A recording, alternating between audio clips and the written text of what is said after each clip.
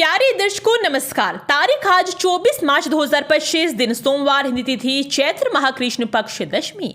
आइए नजर डालते हैं हमारे प्यारे राज्य उत्तराखंड की तमाम बड़ी खबरों पर। वीडियो शुरू करने से पहले कमेंट बॉक्स में जय हिंद लिखकर हमें सपोर्ट करो और हाँ, वीडियो को पूरा जरूर देखिए क्योंकि इस वीडियो में हम जानेंगे बिजली, पानी, मौसम, सरकार के नए नियम, ऐलान। तो चलिए शुरू करते हैं। 3 साल के जश्न से निकली रोजगार की 3 गारंटी। सीएम धामी ने 3 महत्वपूर्ण घोषणाएं की। 3 साल का कार्यकाल पूरा होने के मौके पर रविवार को मुख्यमंत्री पुष्कर सिंह धामी ने छात्रों, युवाओं, उपनल और संविदा कर्मियों के लिए 3 महत्वपूर्ण घोषणाएं की। प्रतियोगी परीक्षाओं की तैयारी कर रहे छात्रों और स्नातक डिग्री प्राप्त युवाओं को राज्य सरकार आर्थिक सहायता देगी। एक समर्पित मंच के माध्यम से उनके रोजगार परक कौशल को विकसित करने के लिए प्रशिक्षण की व्यवस्था की जाएगी। इसके लिए सरकार एक उच्च स्तरीय समिति का गठन करेगी। उपनल एवं संविदा कर्मियों को नियमित नियुक्ति के लिए शीघ्र ही एक ठोस नीति तैयार की जाएगी। इसके अलावा 10 करोड़ रुपए तक के सरकारी कार्य प्रदेश के स्थानीय ठेकेदारों को ही दिए जाएंगे। सेवा, सुशासन और विकास के 3 वर्ष पूर्ण होने के अवसर पर परेड ग्राउंड में आयोजित कार्यक्रम में मुख्यमंत्री ने ये घोषणाएं की। कार्यक्रम में बड़ी संख्या में लोगों की जोशपूर्ण उपस्थिति रही।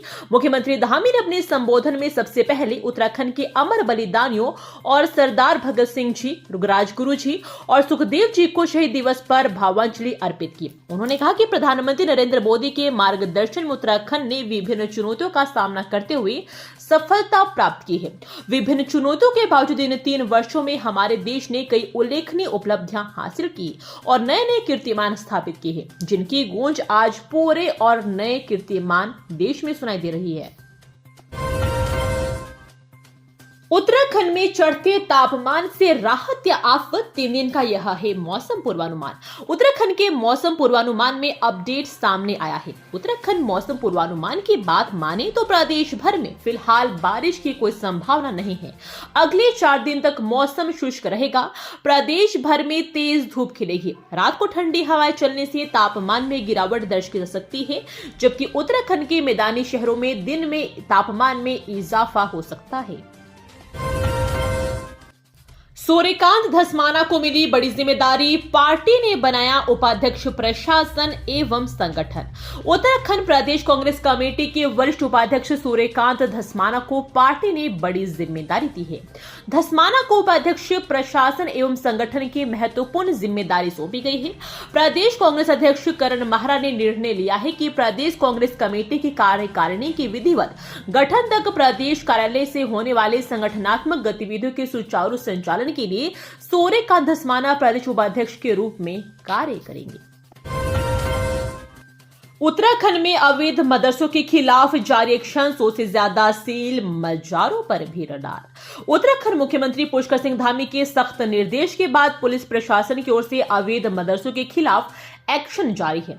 अवैध मदरसों के साथ ही सरकारी जमीन पर अतिक्रमण बनाई गई मजारों पर भी प्रशासन की पैनी नजर बनी हुई है। प्रशासन की टीम ने जरूरी दस्तावेजों की जांच के बाद प्रदेश भर में अब तक 100 से भी ज्यादा अवैध मदरसों को सील कर दिया है।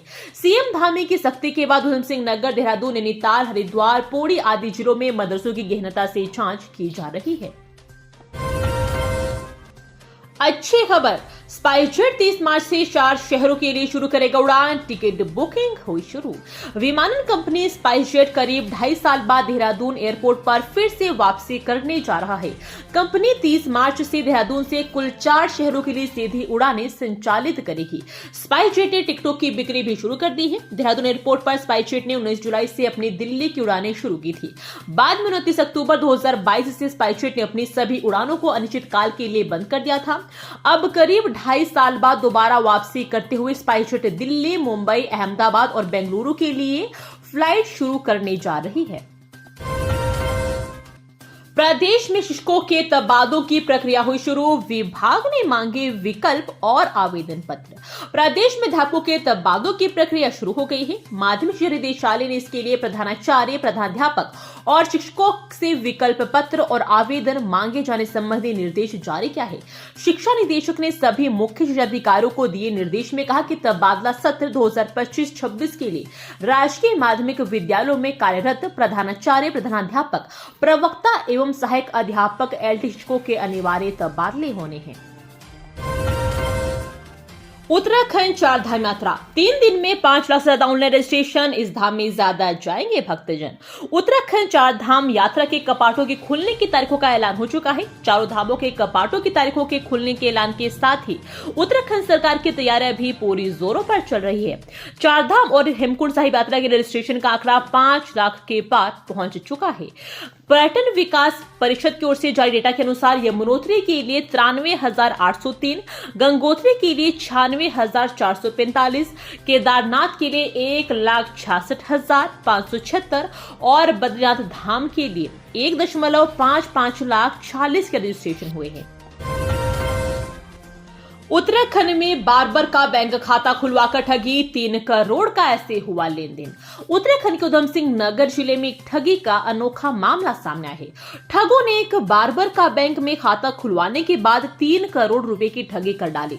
पीड़ित की ओर से शिकायत करने पर पुलिस ने 2 के खिलाफ केस दर्ज कर लिया है। पुलिस ने छापेमारी करते हुए एक आरोपी लड़के को गिरफ्तार कर जेल भेज दिया है। दिनेशपुर के 2 युवकों पर रुद्रपुर के एक बार्बर का बैंक खाता खुलवाकर उनमें 3 करोड़ रुपए का ट्रांजैक्शन करने का आरोप है।